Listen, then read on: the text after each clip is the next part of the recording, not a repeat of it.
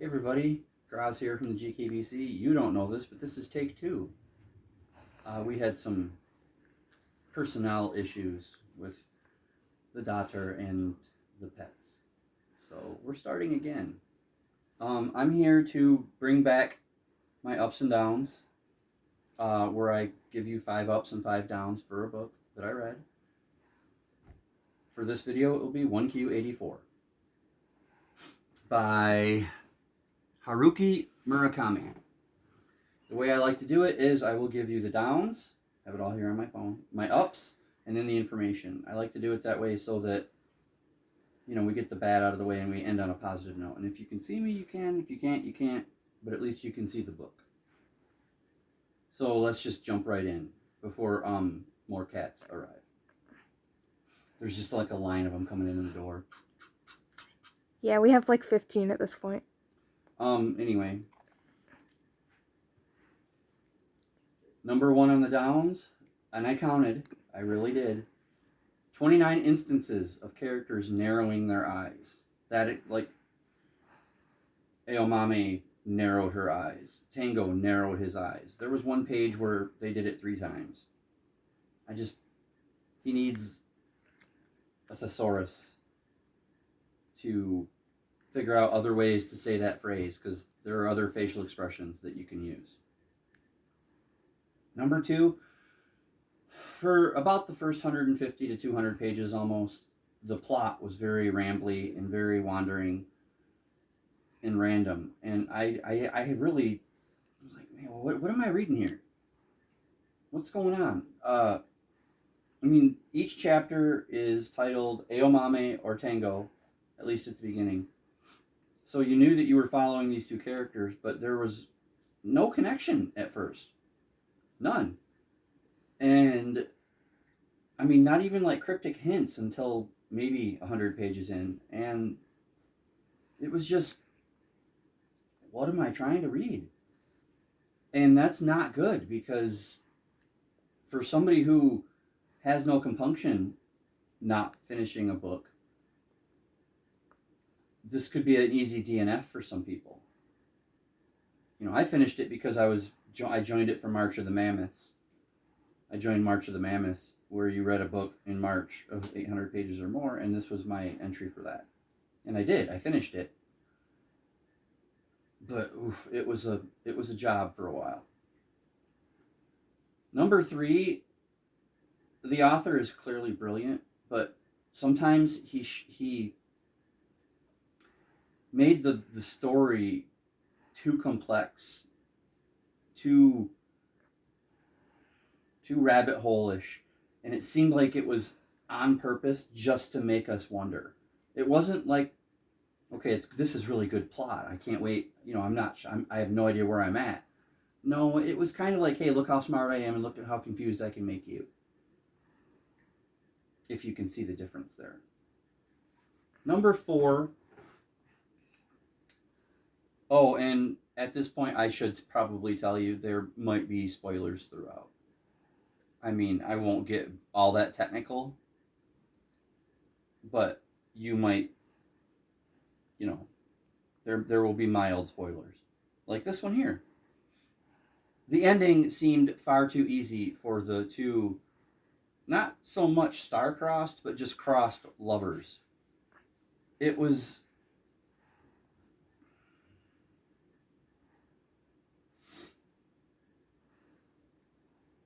like this whole buildup of how impressive and far-reaching and never stopping this organization is, and they just walk out of the apartment, climb a ladder, and they're safe. So I don't know about that.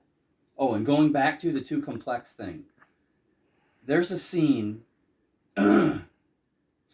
sexual situations about to be talked about, where one character has sex with a female character,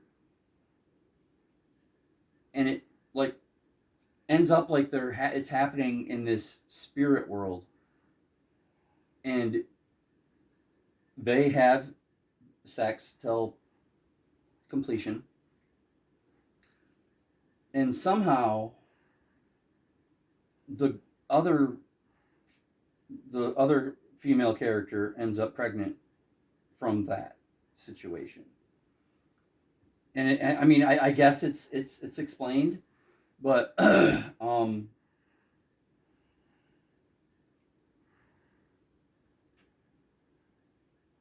know. So moving on. My last down. There's a few of the mysteries throughout that don't get solved, such as why the one female character was so like mind melded to Tango, the main male character. And if they were explained, it was in an overly confusing way. Like it kind of harkens back to, I'm making this hard on purpose. You know, and I mean, you want people to read your works, then you gotta. I mean, there's a reason that people almost run from Ayn Rand, or however you say her name, because she's overly complex and dense in her writing. Not dense as like but like thick and whatever. But those are the downs. They might seem nitpicky to people listening, but they really did bug me, especially the narrowing of the eyes, because that's not a phrase that you hear in everyday conversations. Yeah, you might see it, but you don't think, oh, they just narrowed their eyes. And honestly, you don't read it much in other books. And I'm going to tell you, the baby thing, where Tango has sex with a girl over here, and then this lady, distinctions are important there.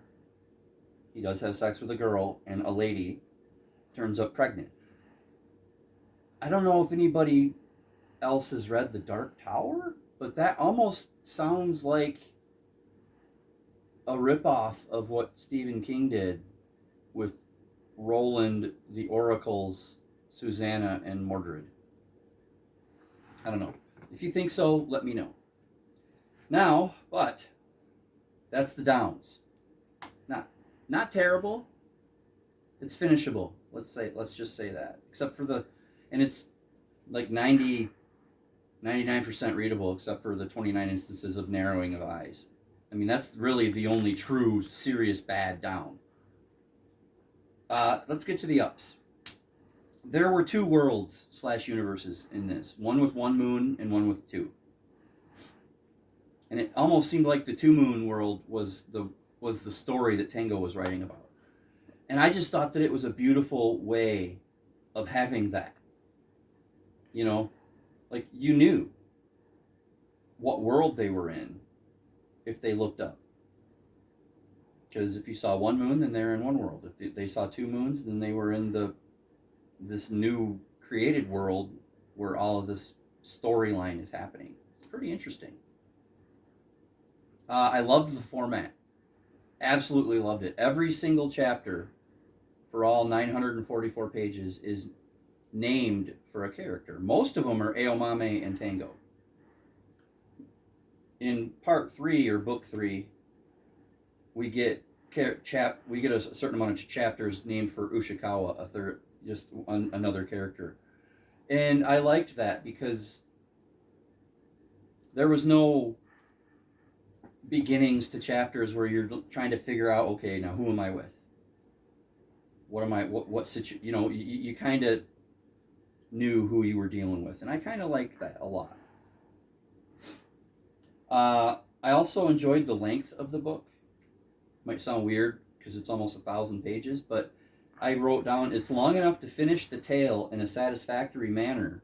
I'm sorry, almost satisfactory manner, because we will never be satisfied. But not so long to get boring. I mean, I was actually, even when I didn't know what was happening and I was counting the narrowings, I was engaged for all 900 plus pages, all 944. I was engaged. This was a very engaging book with very good writing. And he doesn't overdo it with his like descriptions and stuff. It's very good character development and plot. Number 4 on my ups is this is 100% in Japan, and it talks a lot about the Japanese culture. And I really appreciated how he wasn't Murakami wasn't condescending about the Japanese culture. He I learned some stuff. I can't tell you what right now. I read it last month. I've read 5 books in between this.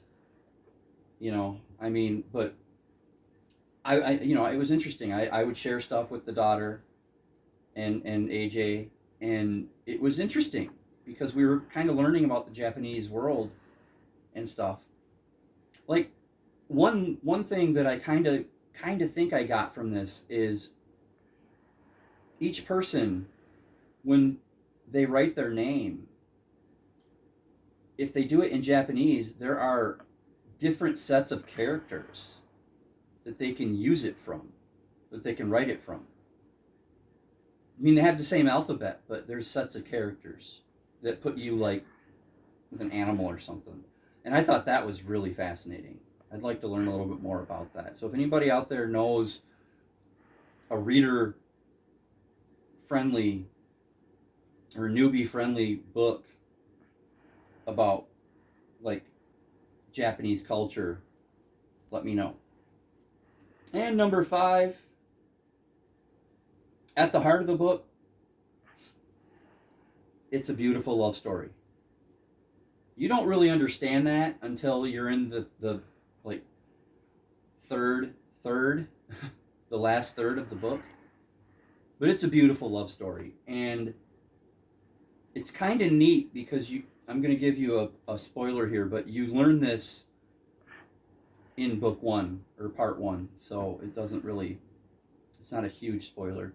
Tango and Aomame were in, let's just say, 5th grade together, elementary school, primary. I don't know what you call it where you're from. I'm in America, so it's 5th grade, elementary school. Elementary.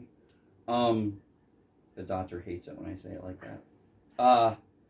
And the two of them just have this moment. Everybody's out of the classroom, the teacher's out of the classroom, and Tango's inside doing something, and Aomami comes in and just grabs his hand, and they hold hands for like 2 minutes and stare at each other, and then she lets go and she goes to the window and she looks up like she's reading the sky, and then she leaves, and that's the only moment they have, and it shapes the rest of their lives because they knew from that connection somehow that they were the true love. And I loved that this author did that, because how many of us have had a moment like that growing up? Every single one of us. And not many of us go back to it because we let it go and we find somebody else as we grow up and meet people. And I just thought that was exceptional, the way he did that. I can't sell that part enough. I just can't. But that's my ups and my downs. Now I'm going to give you the information for the book. Excuse me. On Goodreads, it has a 3.94 out of 5. And that's across 259,549 ratings.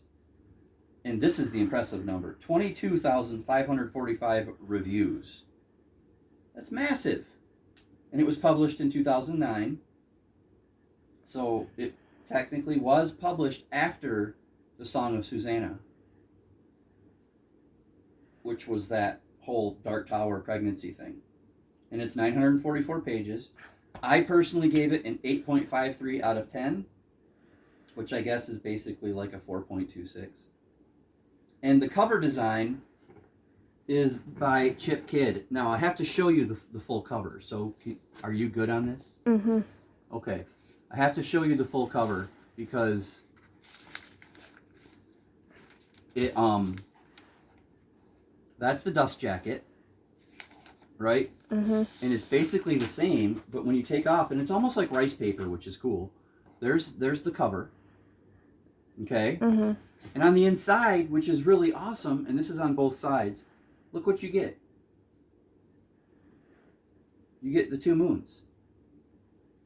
And what's really neat is you can have your choice of the worlds because it's either one moon or both. And that's just really, it's set up really neat. And the spine is pretty cool too. I showed you that. Mm-hmm. But that's IQ84 or 1Q84. I can't. I'm sorry. It's 1Q84. And the title is a neat play on words because at the beginning, they're in 1984. And the two moon world is 1Q84. So it's like, okay, we don't really know where we're at. So, but that was 1Q84 by Haruki Murakami. And, yeah, look at how neat this is. This is like rice paper. Isn't that cool? Mm-hmm. So if you've read this, let me know what you thought. I know that June at Liv Riomer has read it.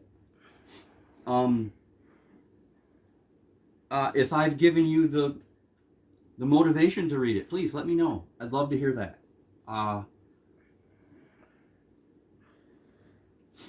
Yeah. But that's 1Q84, and that was this has been Ups and Downs by Graz. That's me. The daughter's behind the camera. Hi. And if you're happy that the Ups and Downs have returned, let me know because I'm probably going to do another one tomorrow on this. So read more.